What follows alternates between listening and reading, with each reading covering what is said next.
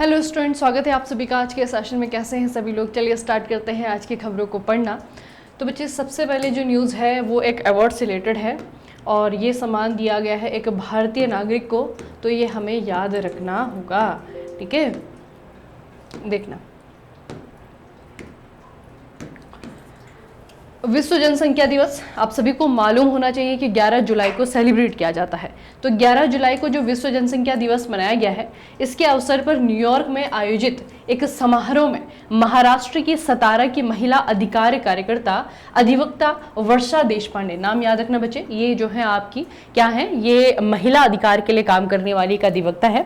इनका नाम है वर्षा देशपांडे। इनको संयुक्त राष्ट्र जनसंख्या पुरस्कार जो है दिया गया है 2025 के लिए, ठीक है? तो तीन चीजें आपस में अलाइन हो रही हैं, तीनों को आपको याद रखना है। विश्व जनसंख्या दिवस है, विश्व जनसंख्या दिवस के द्वारा विश्व जनसंख्या दिवस को सेलिब्रेट किया जा रहा है यूनाइटेड नेशन के द्वारा, और उनके द्वारा इसके सेलिब्रेशन में दिया जा रहा है एक पुरस्कार जिसका नाम है संयुक्त राष्ट्र जनसंख्या पुरस्कार 2025। और इस पुरस्कार की विजेता के रूप में एक भारतीय महिला है, इनका नाम है वर्षा देशपांडे। तो बेसिकली इनको किस कंट्रीब्यूशन के लिए दिया गया है? तो इनको ये पुरस्कार दिया गया है लैंगिक समानता को बढ़ावा देने और लिंग चयनात्मक गर्भपात को रोकने में उनके आजीवन योगदान के लिए, ठीक है? तो बेसिकली बच्चे इन्होंने वुमेन एम्पावरमेंट के लिए काम किया है, ठीक है? और लैंगिक समानता को बनाए रखने के लिए इनके जो भी अचीवमेंट रही हैं, जो भी इनके काम रहे हैं, जो भी इनका कंट्रीब्यूशन रहा है, उसके लिए जो है इनको पुरस्कार दिया गया है। तो राष्ट्रीय जनसंख्या पुरस्कार 2025 वर्षा देशपांडे। अगली जो न्यूज है छत्तीसगढ़ से है।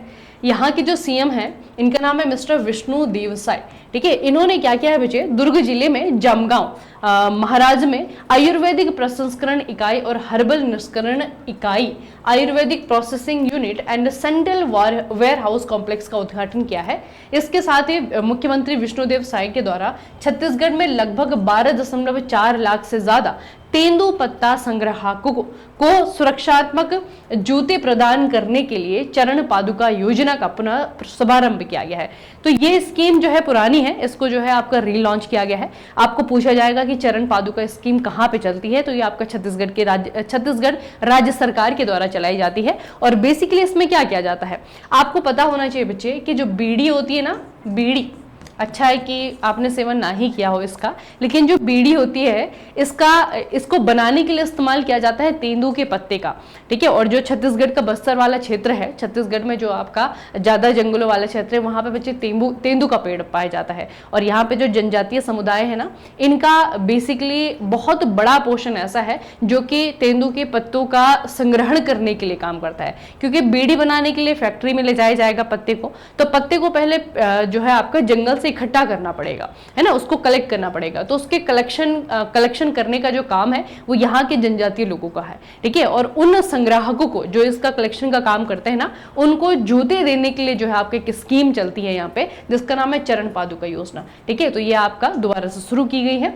इन्होंने तेंदु पत्तों की खरीद दर 4,500 से बढ़ाकर के 5,500 प्रति मानक बोरा करने की भी घोषणा की है ना? तो बेसिकली जो चरण पादुका स्कीम है या फिर ये जो आपके अनाउंसमेंट की गई है, ये किसकी अपलिफ्टमेंट के लिए है? ये है आपका इनके लिए जो तेंदुपत्ता संग्राहक हैं, जो जनजातीय यहाँ पे समुदाय इस काम में लगा हुआ है, उनके अपलिफ्टमेंट के लिए जो है आपकी एक अच्छी न्यूज है। तो आपको याद रखना है कि किसने किया है, ये छत्तीसगढ़ की सरकार के द्वारा किया गया है, ठीक है? याद रखना, आपका एक जीके का प्रश्न बनेगा, बीड़ी जो है किससे बनाई जाती है, कौन से पेड़ का इस्तेमाल जो है आपका बीड़ी बनाने में होता है? तो ये है आपका तेंदू का पेड़, ठीक है? तेंदू का पत्ता।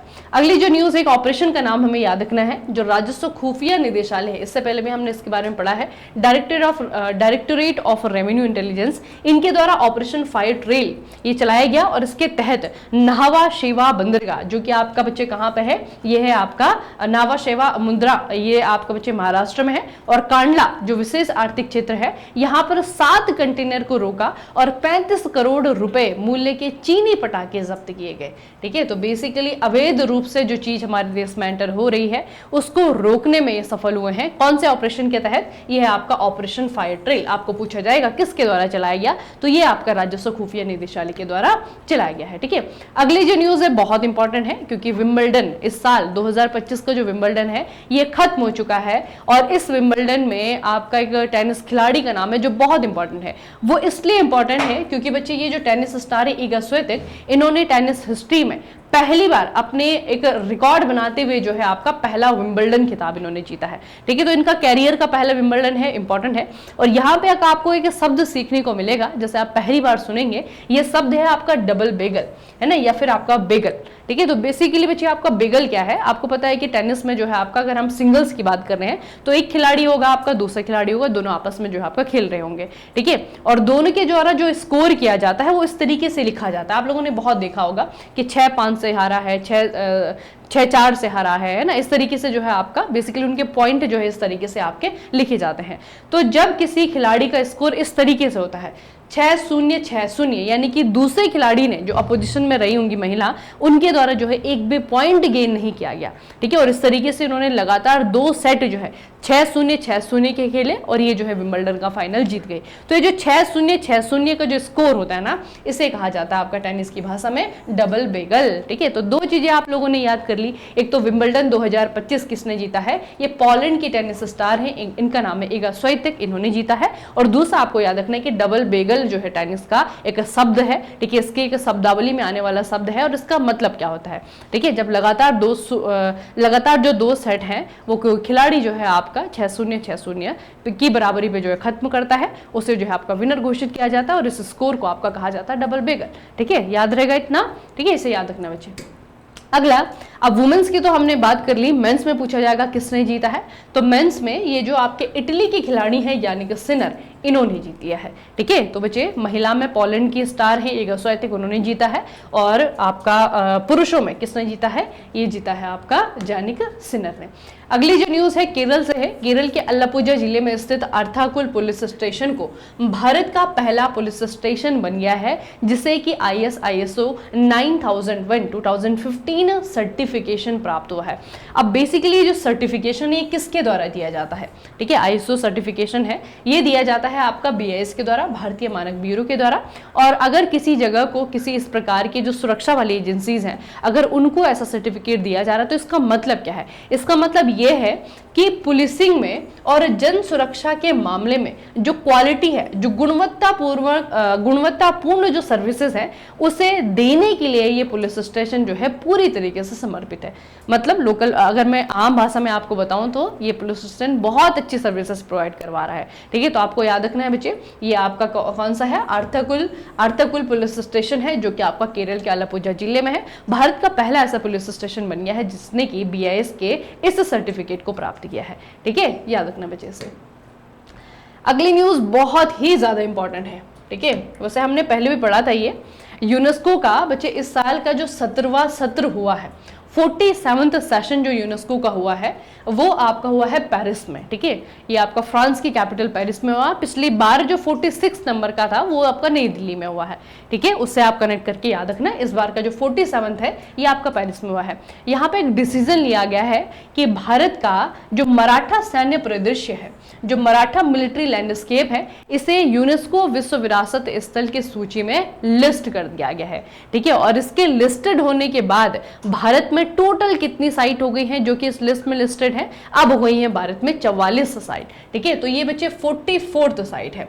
अच्छा, अब ये जो मराठा सैन्य परिदृश्य है ये बेसिकली क्या है, क्या कोई एक मॉन्यूमेंट है या कि बहुत सारे मॉन्यूमेंट है? तो बच्चे ये क्या है, ये बहुत सारे मॉन्यूमेंट का क्या है, एक ग्रुप है। ठीक है, बेसिकली आपका क्या हुआ था, 17वीं से लेकर के 19वीं शताब्दी तक मराठा साम्राज्य का विस्तार रहा। मतलब कि ये साम्राज्य ने आपका इस टाइम पीरियड पे रूल किया। अब जब इन्होंने रूल किया तो इनका जो रूल था, इनका साम्राज्य विस्तार था, वो उत्तर से लेकर के दक्षिण तक था। बहुत सारे शक्तिशाली राजा जो है आपके मराठा साम्राज्य ने दिए हैं। ठीक है, और उन राजाओं के द्वारा अलग अलग जिले, अलग अलग जगह जो है आपकी इस तरीके के किलों का निर्माण किया गया है। ठीक है, तो इन किलों में जो है आपके टोटल 12 किले हैं। 12 में से 11 किले जो है आपके महाराष्ट्र में है और एक जो है आपका तमिलनाडु में है। ठीक है, अब आपको इनके नाम याद करने पड़ेंगे बच्चे। ठीक है, इनका हम नाम याद करेंगे क्योंकि कुछ तो किले ऐसे हैं जो बहुत ही ज्यादा फेमस हैं। जैसे कि आप लोग अगर देखेंगे ना, महाराष्ट्र महाराष्ट्र में आपका शिवनेरी का किला है, ठीक है, आपका खंडेरी का किला है, आपका राजगढ़ हो गया, रायगढ़ हो गया, ठीक है, ये विजयदुर्ग हो गया, आपका सिंधुदुर्ग हो गया। कुछ मतलब किले ऐसे हैं क्योंकि यहाँ पे थोड़ा सा हिस्टोरिक इनका इंपॉर्टेंस है, ठीक है। दूसरा जो है यहाँ के लोग जो है आपका यहाँ पे एक टूरिस्ट स्पॉट के जैसे भी इनको जाना जाता है, इसीलिए आपके कुछ फेमस है। जो फेमस नहीं है उनका नाम भी आपको याद रखना पड़ेगा, जैसे सुवर्णदुर्ग है, ठीक है, पन्हाल है। किसी का भी नाम बच्चे आपको एक नंबर के क्वेश्चन में पूछा जा सकता है कि सलहेर का जो किला है वो कहां पर है, महाराष्ट्र में है, ठीक है। और एक आपका तमिलनाडु में है, वो तो आपको याद रखना ही है। तमिलनाडु में कौन सा है आपका, ये है आपका गिंगी किला, ठीक है, याद रखना। तमिलनाडु में आपका एक ही किला है गिंगी किला, वो आपको याद रखना है। बाकी जो 11 हैं वो आपके महाराष्ट्र में है, ठीक है, याद रखना। अब भारत की तरफ से टोटल जो साइट हो गई है वो कितनी हो गई है, 44 हो गई है। एक तो ये याद रखेंगे। दूसरा क्या है कि जब यूनेस्को इस तरीके की साइट को अपने लिस्ट में लिस्ट करता है, उनको यहाँ पे जो है आपका फाइनल करता है, तो सिर्फ इंडिया की ही साइट को नहीं करता है, ऑब्वियस सी बात है। दुनिया भर से जिन लिस्ट को जो है आपका यहाँ पे नॉमिनेट किया जाता है, जिन साइट को यहाँ पे नॉमिनेट किया जाता है, उनको यहाँ पे फाइनल जो है आपका लिस्ट किया जाता है। तो इस बार जो है एक और जगह है बच्चे, कंबोडिया, देश का नाम तो आप लोगों ने सुना होगा, कंबोडिया है। कंबोडिया के 3 ऐतिहासिक स्थलों को अपनी विश्व धरोहर सूची में भी इन्होंने शामिल किया है, ठीक है। ये स्थल कभी जो है खमेर रूज शासन के दौरान यातना और हत्याओं के लिए उपयोग में लाए गए थे, ठीक है। तो बेसिकली किसी एक जगह की इंपॉर्टेंस ज्यादा है उसकी हिस्ट्री की वजह से, इसीलिए आपको बताया जा रहा है। नहीं तो भारत के ही हम लोग याद रखते हैं, बाकी जगह के हम नहीं पढ़ते हैं, है ना। तो ये बच्चे कंबोडिया में जो आपका जगह है ना, ये जो है आपका उस समय इस टाइम पीरियड पे इस शासक के द्वारा, इस शासन के द्वारा, इस डायनेस्टी के द्वारा यहाँ के लोगों को जो है यातना देने के लिए, उनको प्रताड़ना देने के लिए इस्तेमाल किए थे, इसीलिए जो है आपका इनको यहाँ पे लिस्ट किया गया है, ठीक है। यह निर्णय पेरिस में जो आपका ये समिति का 47 सत्र है उसके दौरान लिया गया। इसमें बेसिकली कौन कौन सी जगह है, एक तो बच्चे आपका है तुवल स्लिंग नरसंहार संग्रहालय, एक आपका है छोयुंग एक हत्या स्थल, एक है आपका M13 जेल, है ना। तो ये जो जगह है आपका छोयुंग एक किलिंग फील्ड है, आपका तोइल स्लिंग जेनोसाइड म्यूजियम है ना। तो जेनोसाइड म्यूजियम है, किलिंग फील्ड है और आपका एक प्रिजन है। इन तीनों को जो है आपको यहाँ पे लिस्ट किया गया है, ठीक है। तो ये कंबोडिया की जगह है। इनमें से कोई भी एक जो है आपको नाम पूछा जाएगा, जैसे कि आपका ये है M13 प्रिजन कहाँ पे है, कंबोडिया में है। क्यों पूछा गया है, क्योंकि इसकी जो है इंपॉर्टेंस है, इसे इस बार जो है आपका वर्ल्ड हेरिटेज लिस्ट में आपका लिस्ट किया गया है, ठीक है। और एक संस्कृति विरासत के तौर पे जो है इसे दिखा गया है, ठीक है। तो ये बच्चे आपको थोड़ा सा याद रखना है, कंबोडिया की 3 जगह है। अगली जो आपकी न्यूज है ये है आपकी यूपी से। यूपी सरकार ने जुलाई 2025 में एक नई यात्रा भत्ता योजना शुरुआत की है, ठीक है। इसमें क्या किया जाएगा, दूर दराज क्षेत्रों में रहने वाली छात्रों को शिक्षा तक पहुंच आसान बनाने के लिए इसका इस्तेमाल किया जाएगा। बेसिकली इस योजना के अंतर्गत क्या होगा कि जो छात्र हैं, जो स्टूडेंट हैं, उनको 6000 वार्षिक यात्रा भत्ता प्रदान किया जाएगा ताकि वे स्कूल तक की यात्रा में आने वाली आर्थिक कठिनाइयों को दूर कर सके, ठीक है।